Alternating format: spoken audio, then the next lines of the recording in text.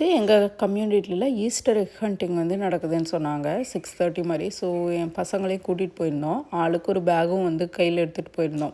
ஏன்னா பசங்களுக்கு வந்து அந்த மாதிரி எக்கெல்லாம் வந்து அங்கே கொட்டி வச்சுருவாங்க. நல்லா வந்து தூரமாக அங்கங்கே வந்து போட்டுருவாங்க.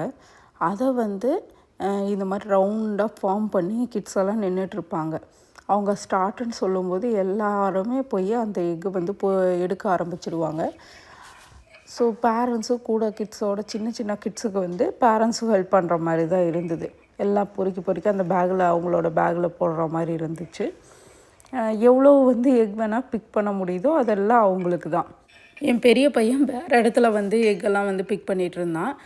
சின்னவனும் என் ஹஸ்பண்டும் ஒரு இடத்துல வந்து எடுத்து போட்டுட்டு இருந்தாங்க. இது ஒரு 2 மினிட்ஸ்லேயே எக் ஹண்டிங் முடிச்சிருச்சுங்க. அதுக்கப்புறம் பார்த்திங்கன்னா 8 o'clock வந்து அடல்ட் எக் ஹண்டிங் இருக்குது அப்படின்னு சொல்லியிருந்தாங்க.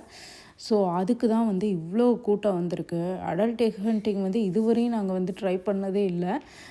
என்ன தான் இருக்கும் அதில் அப்படின்ட்டு வந்து கேட்கும்போது சொன்னாங்க, அதில் வந்து சில கூப்பன்ஸ் எல்லாம் இருக்கும், அதுக்கப்புறம் கிஃப்ட் கார்டு வந்து இருக்கும் அப்படின்னு எல்லாம் சொன்னாங்க.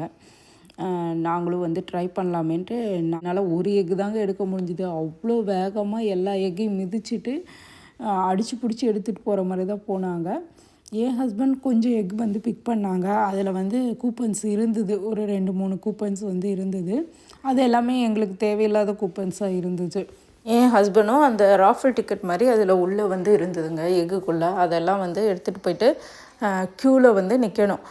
அதுக்கப்புறம் அந்த டிக்கெட் வந்து என்ன வந்திருக்கு அப்படிங்கிறது வந்து அவங்க சொல்லுவாங்க. ஸோ அதுக்கே வந்து ஒரு 1 hour வெயிட் பண்ணிட்டு பெருசாக வந்து அந்த கூப்பன்ஸ்க்கு யூஸே இல்லாத கூப்பன்ஸாக தான் எங்களுக்கு இருந்தது. ஆனாலுமே இந்த எக் ஹண்டிங், அடல்ட்டோட எக் ஹண்டிங் ரொம்ப ஃபன்னாக தாங்க இருந்தது. எங்களுக்கே ஆச்சரியம், இவ்வளோ பேர் வந்து வந்திருக்காங்க அப்படிங்கிற மாதிரி அவ்வளோ கூட்டம் இருந்தது. பசங்களையுமே கொஞ்சம் நேரம் வந்து வெளியெல்லாம் விளையாட விட முடிஞ்சுது. அதுக்கப்புறம் சரி ஓகே இப்போ தான் வெதர் நல்லா இருக்குதுன்னு நினச்சா, அந்த அன்றைக்கி நேற்று நைட்டே நல்ல மழைங்க. நைட்டு ஃபுல்லாக பேஞ்சிட்டே இருக்குது, காலையிலேயும் மழையாக தான் இருக்குது.